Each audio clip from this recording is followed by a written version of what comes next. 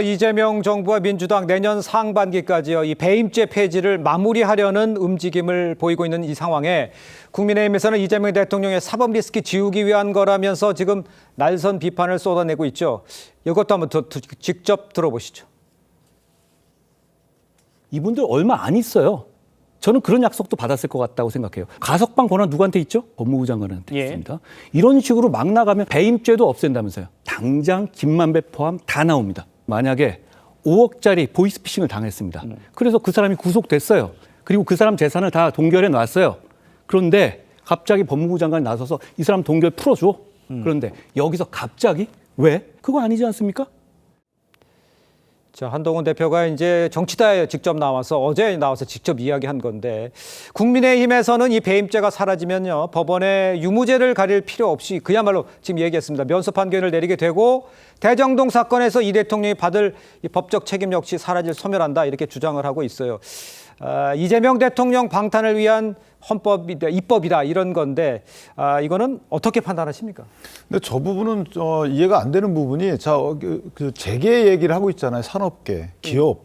기업이 배임죄로 인해서 경영 판단만 했을 뿐인데 처벌받을 위험을 감수하게 됐다. 그래서 뭐 기업 활성화를 위해서 배임죄 폐지하자는 주장을 하고 있잖아요. 근데 너무 나갔다는 거죠. 기업과 관련된 저 논의 맞습니다만은 그거는 유법성 조각사에 하나만 넣어도 돼요. 굳이 배임죄라는 부분을 폐지하게 되면 어떤 단체, 법인을 구성하고 있는 일반 경영인들이 어떤 비리를 저지른다 하더라도, 그다음에 법인격 있는 뭐 재단, 공공기관, 거기에 경영하는 분들이 어떤 범죄를 저지른다 하더라도 처벌을 못 하게 되잖아요. 그러니까 그 부분은 있어야 되는 거고, 배임죄가 갖는 사회적 역할이나 분명히 있습니다. 그런데 그 역할에 비해서 만약에 기업 관련돼서는 그런 폐단이 있기 때문에 경영 관련된 부분과 관련돼서는 뭐 경영 판단의 법칙, 유법성을 조각하자, 이것만 넣으면 될 것을 굳이 폐지해요. 왜냐하면 폐지해야지만 관련된 사건들이 면소를 받기 때문에. 폐지하지 않고 개정하면 될 겁니다. 개정해서 그걸 넣으면 되는데 그런 면소 판결이 안 나오거든요. 그러니까 이건 대체입법을 운운한다는 것은 분명히 배임죄가 하는 역할이 있다고 인정함에도 불구하고 굳이 폐지를 추진합니다. 있을 수 없는 얘기예요. 저거 폐지하면 이 대통령뿐만 아니고 현재 재판받고 있는 항소식 한 사람들 증언이 바뀔 거 아니겠어요.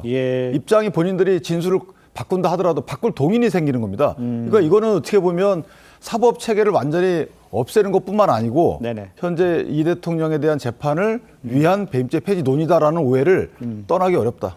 그러니까 그 문제를 해결하기 위해서 경영계에 있어서 배임죄가 문제가 된다면 그것만 해당되는 건데, 넓게 봐서 이런 의심을 살 수 있게 되는 거 아니냐, 이런 지적인 것 같아요. 그러니까 이제 이 얘기가 지금 왜 나왔냐면 정부에서 민주당 TF에 앞으로 이 배임죄 관련된 개선 방안에 대한 보고가 있었다는 거고요. 그게 상반기까지 목표한다는 건데 폐지안을 확정해놓고 지금 가고 있는 게 아니고요. 여러 논의를 듣고 있는 겁니다. 그리고 배임죄 얘기만 나오면 이게 이재명 대통령 죄 없애려고 지금 나머지 범죄까지 다 풀어준다는 이런 단순 논리로 연결시키는데 윤석열 정부 초기에 2022년 6월부터 경제형벌 합리적 제도 개선해서 윤석열 정부에서 가장 적극적으로 초반에 논의가 있었습니다. 그때 이미 이재명 대통령이 배임죄 관련돼서 기소될 거 알고 풀어주려고 한 겁니까? 그러니까 정권과 관계없이 2017년부터 대한상의에서 배임죄 폐지 요구를 계속 해왔었고, 오히려 윤석열 정부 때도 개정 논의의 속도를 내고 있었는데 그게 2022년에 넘어가면서 이재명 대통령을 엮으면서 오히려 그 배임죄 개선 논의가 중단이 돼버린 겁니다.